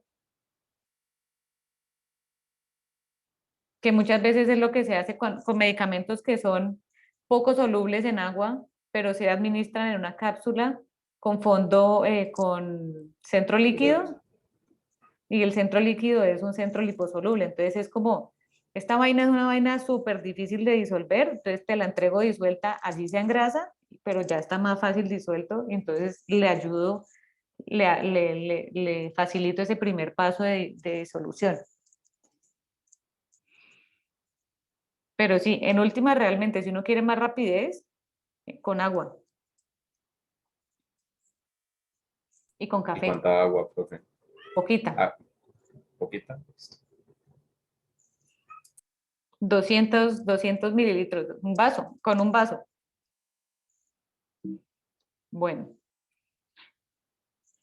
entonces los factores que pueden modificar el pH está el ayuno, obviamente, y en ese punto de ayuno entonces voy a tener el pH entre 1 y 2, 3. Cuando como, ahí es donde más se va a modificar el pH y se aumenta a 3, incluso a más.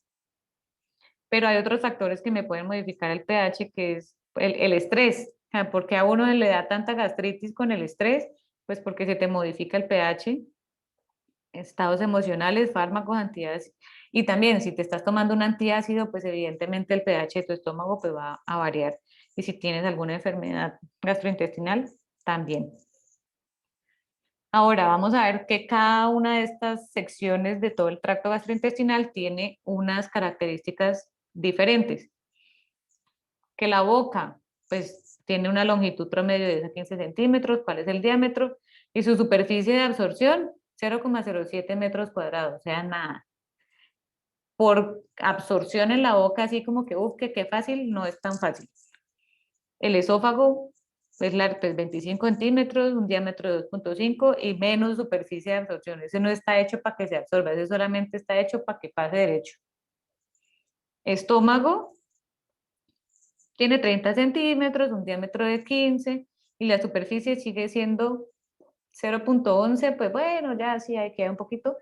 Y pues ahí es donde van a estar los alimentos. Duodeno son 25 centímetros, tiene un diámetro de 5 y la superficie 0,09 metros cuadrados. Aquí ya empezamos a tener macro y microvellosidades.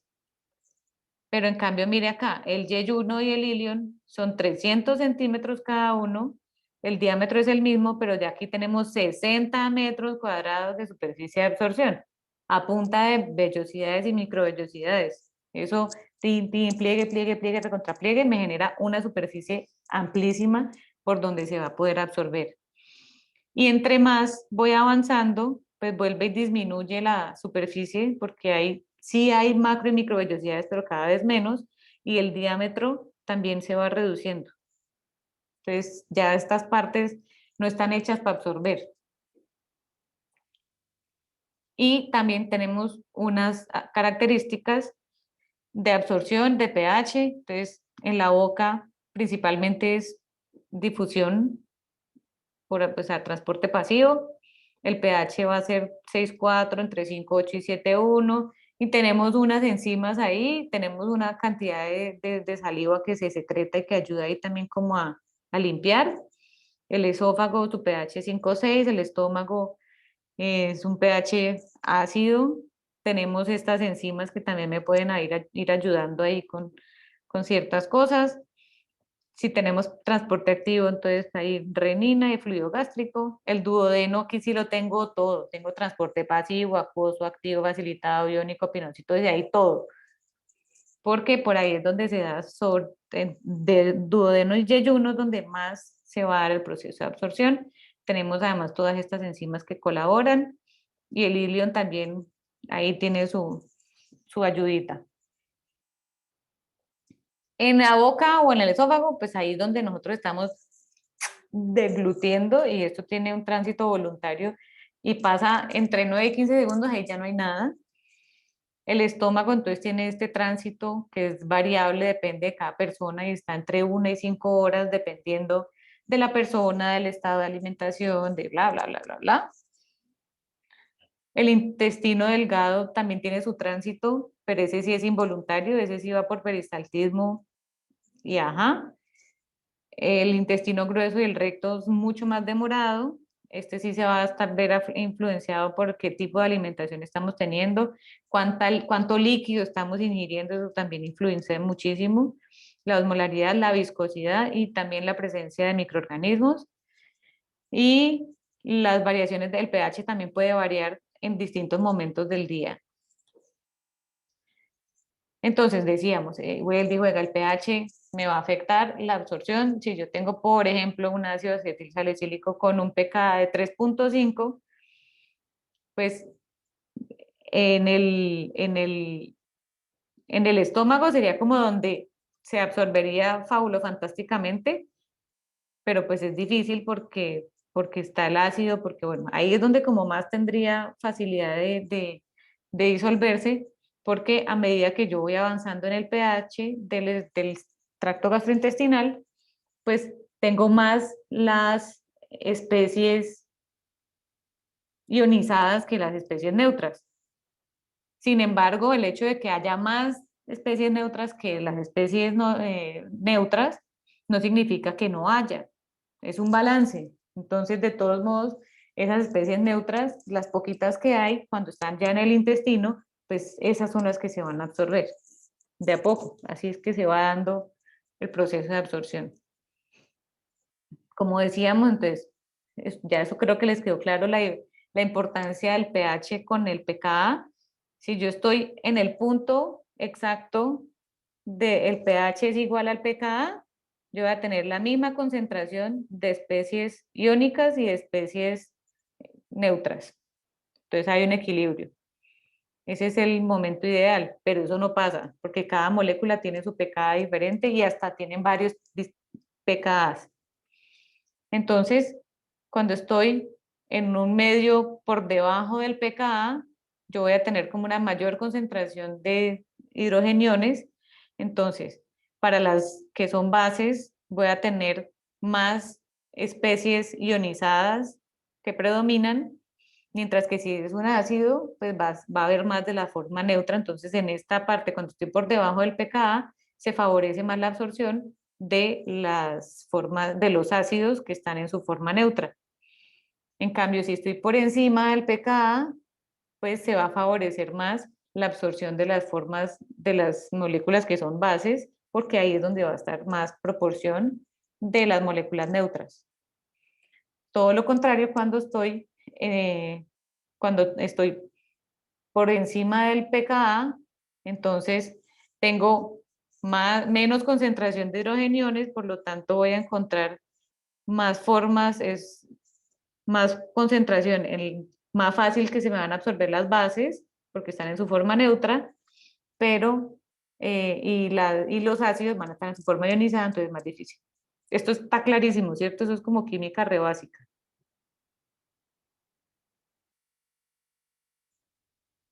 Sino que es que a veces puede ser enredado, pero por eso le hago la diapositiva para que quede como padumis, pero eso pues, es química básica. Entonces vamos a ver cómo les fue con el simulador. ¿Quién me cuenta? Es mucho como lo que dijo María ahí, de ensayo y error.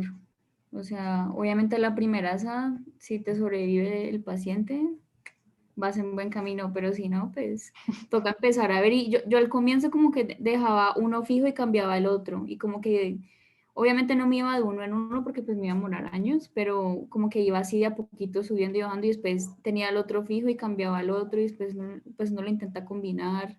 Pero a veces como que intentar leerlo, como que se me hacía difícil.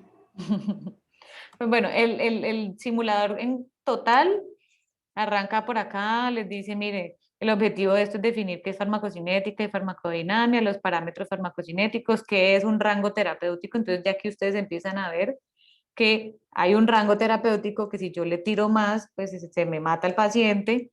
Si le pongo menos, pues no hay efecto terapéutico. Entonces con esta simulación, pues vamos a ver cómo la influencia de la concentración, la vía de administración, puede tener un efecto sobre la biodisponibilidad y por lo tanto sobre el efecto en el paciente. Y también, bueno, después no. Entonces, ya la farmacocinética sabemos qué es, la farmacodinamia también sabemos qué es, pero entonces aquí introducen el término de rango terapéutico. Para ustedes, ¿qué es el rango terapéutico?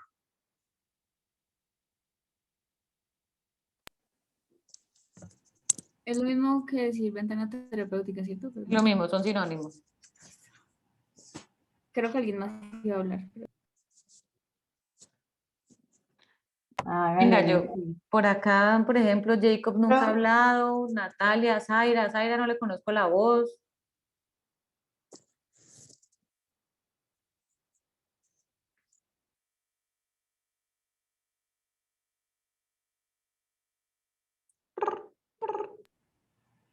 Pues, profe, lo que nos decía el profesor de farmacotecnia es que comprende el espacio entre la mínima dosis efectiva y la máxima dosis. Ah, no.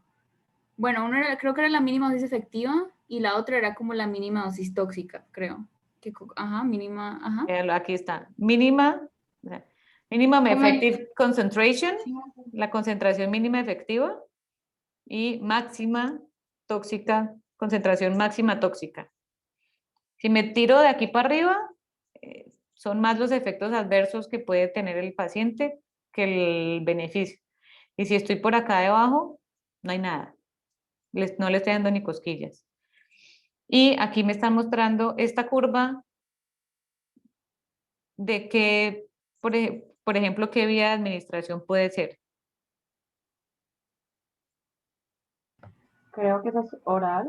Muscular parece de pronto. Es bueno, como no. la típica curva oral. Ustedes de ahora en adelante van a ver esa curva hasta el cansancio. De ahí, con eso es que uno vive, respira, transpira, sueña. Que aquí en esta curva, entonces ustedes van viendo cómo se va dando el proceso de absorción, hasta un punto máximo, que es la Cmax, concentración máxima. Por acá predominan todos los procesos de absorción, aunque al mismo tiempo se está dando metabolismo, excreción y todo lo demás. Pero cuando ya llego a este punto, predominan son los procesos de eliminación. Entre ambos, entonces voy a tener un tiempo de acción. Durante todo este tiempo es que yo siento que me funciona y por eso es que hay unas posologías. Entonces, tómesela cada 4 horas, cada 6 horas, cada 12, porque la concentración disminuye, entonces yo necesito volver a dar otro impulso de dosis. Entonces, de eso se trata el rango terapéutico. Ellos se inventan un medicamento, son como las características de ese medicamento. Nicolás, adelante. Yo tenía una duda, pero pues es una duda relacionada a otra cosa que vimos en otra materia, pero pues que es como esto. Dale. O sea, es que nosotros vimos que hay antibióticos que son concentración dependientes y otros tiempo dependientes. ¿Qué hace que un antibiótico, qué hace que uno sea concentración dependiente y otro tiempo dependiente?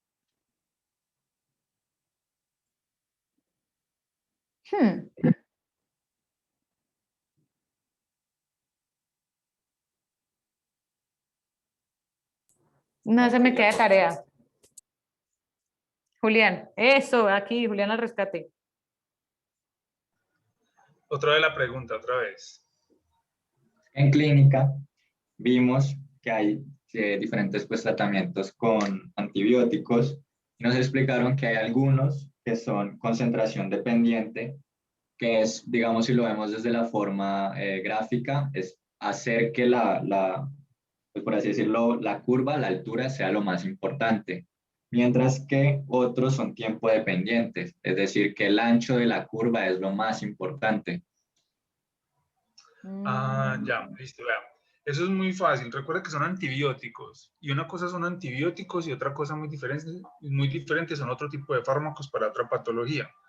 Para algunos antibióticos, usted requiere son concentraciones altas en muy poco tiempo para evitar cualquier tipo de, particularmente resistencia a largo plazo. Y que todo siempre esté por encima de la concentración mínima efectiva. Es eso. El otro, en los otros casos, por ejemplo, está mucho más importante o es mucho más importante el tiempo. Juli, volvete a la gráfica normal de concentración versus tiempo. Esa.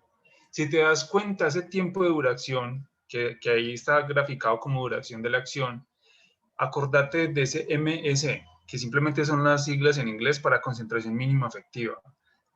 Esa concentración mínima efectiva es fundamental, pero es que ni siquiera es fundamental, eso es imprescindible, es lo principal para los antibióticos. De hecho, cuando están por debajo de esa línea, es cuando suceden particularmente las resistencias.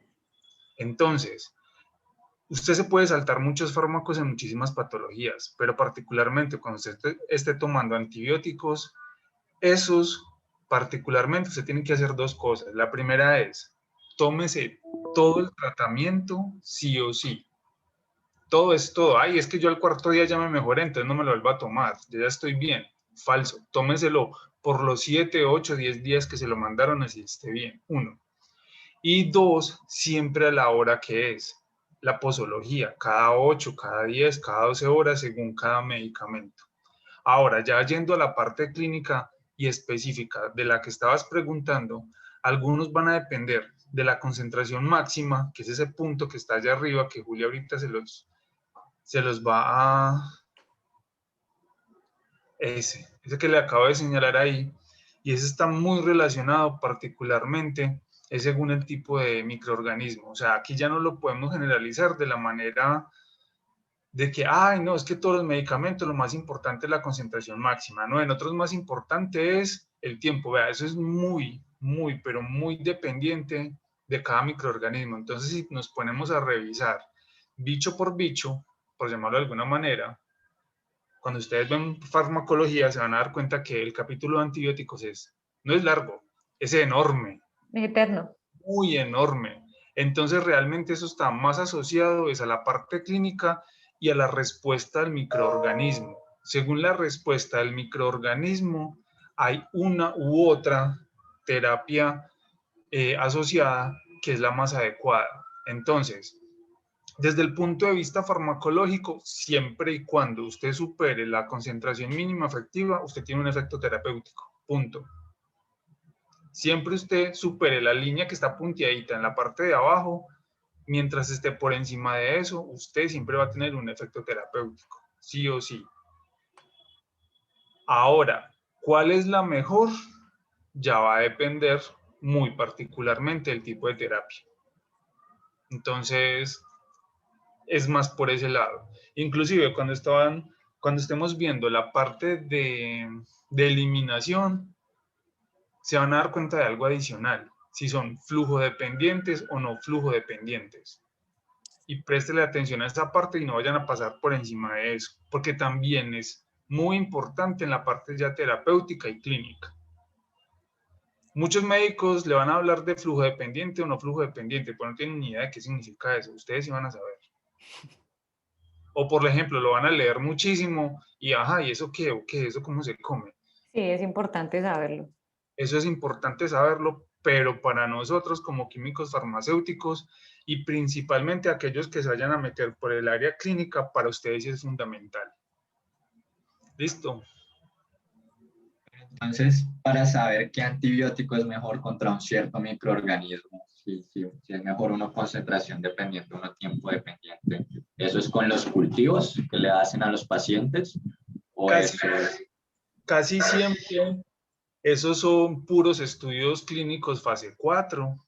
Ustedes saben que son un seguimiento farmacoterapéutico y en esos seguimientos farmacoterapéuticos realmente salen reviews cada cierto tiempo, entonces uno tiene que estar actualizado hoy al día, tiene uno que ir más allá del libro de farmacología que usted está estudiando y realmente, si se van a dar cuenta, en muchos casos ni siquiera le están cambiando el medicamento. El medicamento son los mismos batería de medicamentos que tenemos hasta el día de hoy. Lo que cambia son o las dosis, o la posología, o recomendaciones según el tipo de patología asociada que tenga el paciente. Entonces, que es que este paciente tiene un problema renal o tiene un problema hepático, entonces la mejor dosis para ese paciente debe ser tanto. Entonces, realmente ya vas más por ese lado. Ya individualización de la terapia. Y la individualización de la terapia es lo que se enfoca esa farmacia hospitalaria. Y de hecho de la farmacocinética clínica, de la cual se apoya la farmacia hospitalaria. Entonces uno ¿dónde busca eso y cómo lo sabe?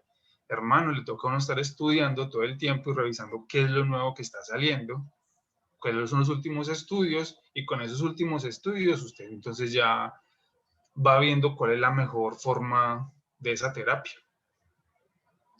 Pero una información, o sea, es que más piénselo así. Las pruebas, vos ya viste control físico-químico y microbiológico. Sí, profe. Ya lo vio todo. Perfecto. Listo, pero ¿y se acuerda que entonces le explicaron lo de los halos de inhibición y toda la vaina? ¿Los qué, profe? Halos de inhibición. Halos de inhibición, cuando usted hacía la prueba microbiológica sobre el agar-agar, lo típico que le enseñan a uno desde hace un montón de tiempo. Profe, le voy a contar una historia muy chistosa sobre eso, y es que... Yo sí me acuerdo. Cuéntale la historia chistosa, esa me gusta.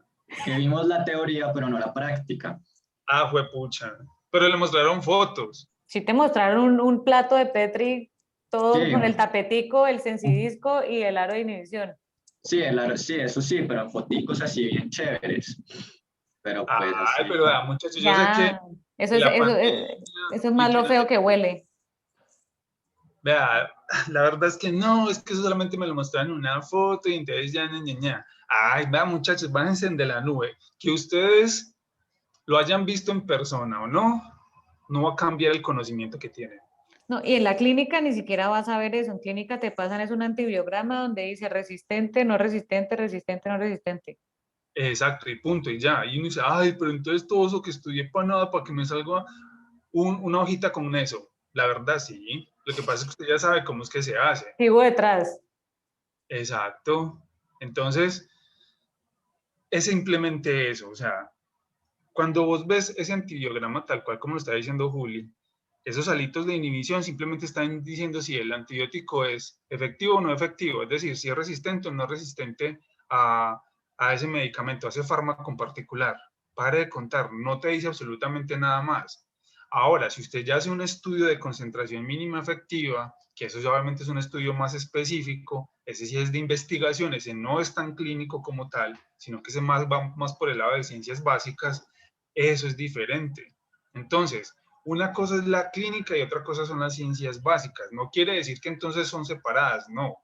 Las ciencias aplicadas o la clínica obviamente se va a basar sobre los estudios de ciencias básicas. Entonces, volviendo al punto ahí, va a depender de cada bicho en particular y va a depender de la respuesta in vivo, que no necesariamente es igual a la respuesta in vitro, y ese es otro problema. Porque la respuesta en vivo en algunas ocasiones no es igual a si usted haya hecho las pruebas in vitro y todo le dé. Va y lo aprueba in vitro, perdón, in vivo en las personas, pues madre, no funciona. Tiene que hacer ajustes de dosis, tiene que hacer otro montón de ajustes adicionales. Sí, sí, ya entendí. Espero que ya haya sido como un poquito más claro todo. Sí, Vale. gracias, profe. Listo. Listo. Ah, bueno, entonces estábamos en que estos, aquí utilizan un medicamento imaginario y aquí les dice, ojo, aquí le estamos dando toda esta información para que se trague el sapo. Usted todavía no debería entender todas estas cosas que le estoy diciendo, pero para ser correcto le digo, este se supone que es mi fármaco, tiene estos parámetros de eliminación, de volumen de distribución, la fracción, tan. Más adelante al final, si ustedes se devuelven, van a entender todas estas vainas. Ya sabemos, por ejemplo, que su concentración mínima efectiva es de 20 microgramos por litro y la concentración máxima tolerada o tóxica es de 48 microgramos por litro. Si estoy por debajo no hago nada, si estoy por encima lo mato. Entonces, ¿quién me cuenta, por ejemplo, cuál fue la dosis o el intervalo que funciona y por qué vía?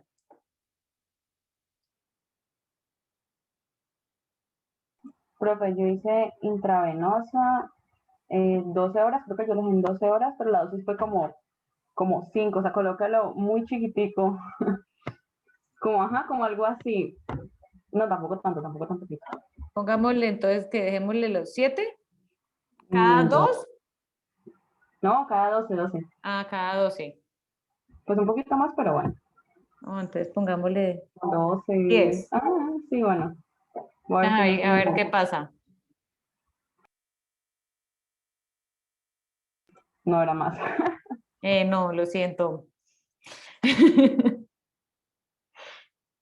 ¿Quién me da otra? Pues yo puse 35 ¿Miligramos? Ajá. Y 12 horas. Bueno, supongamos esto no es tan fácil de encontrar. 35. Muy bien. Segundo intento.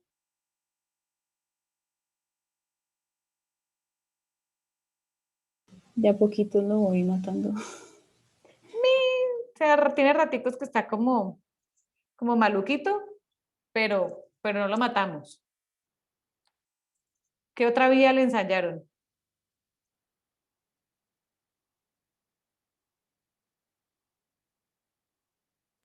No entendí muy bien qué es, o sea, como así no oral. O sea, cualquier otra vía que no sea ni oral ni intravenoso. Ajá. O sea, y cualquier otra. Sí, no sé, como tópica. Ah, ok, ok. Entonces, pongámosle oral. ¿Quién ensayó una dosis oral que no mataba al paciente?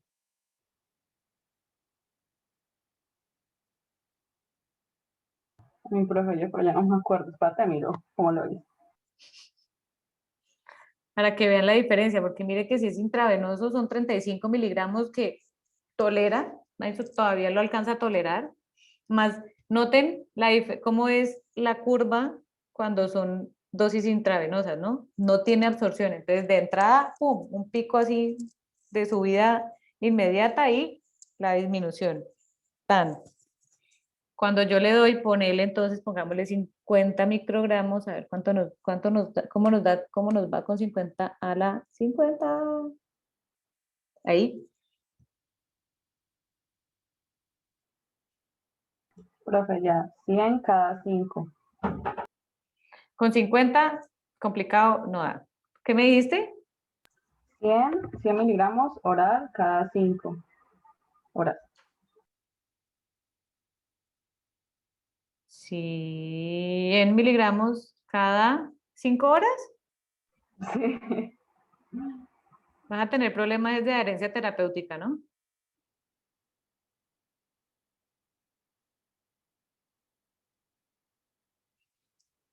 Sí, está bien, funciona, funciona. Pero entonces yo diría, no, venga, pues subámosle un poquito la dosis, 150, a ver si nos da 150. Y cada 8, por ejemplo, que uno hace normalmente.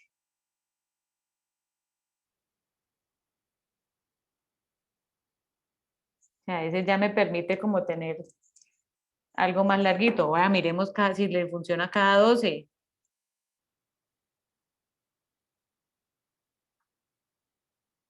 Está complicado. Está complicado porque pues llega, pero uy, le falta dosis. Bueno, entonces con esto ustedes la idea era que vieran la diferencia que da si lo doy oral. Mire que oral le doy 150 miligramos y llego a una concentración bajitica, bajitica. En cambio con el otro eran ¿cuántos? Como 10 miligramos y llega más alto. Bueno, la idea era esa, que ustedes jugaran con esto. Esta frase me gustó. Ahí les dicen, cuando un medicamento es administrado por vía oral, luego de liberarse, este deberá difundir a través de la capa estanca de fluido fisiológico inmediato contacto con la superficie apical del enterocito, una capa de mucus, la membrana apical, el citoplasma, la membrana vasolateral, el tejido conectivo, el fluido intersticial, el endotelio de la pared de los capilares, y ahí llega la sangre. O sea, es un camino largo. Todo ese camino es el que tiene que pasar el fármaco, entonces por eso es que absorción es más complicado.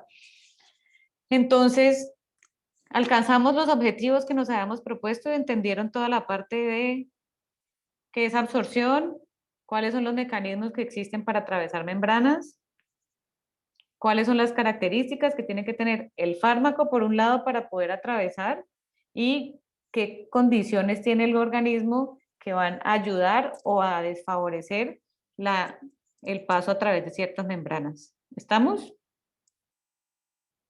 Sí, profe. Sí, profe. La próxima clase les toca con Julián y yo no sé, Julián, qué les va a dejar de material de trabajo. Y queda un minuto. Yo se los mando, ya sea por correo o también por el chat, les voy avisando, listo. Muchas gracias. Hola, profe. Muchas gracias, profe. Gracias, profe. Gracias, profe. Gracias, profe. Gracias, profe. Bueno.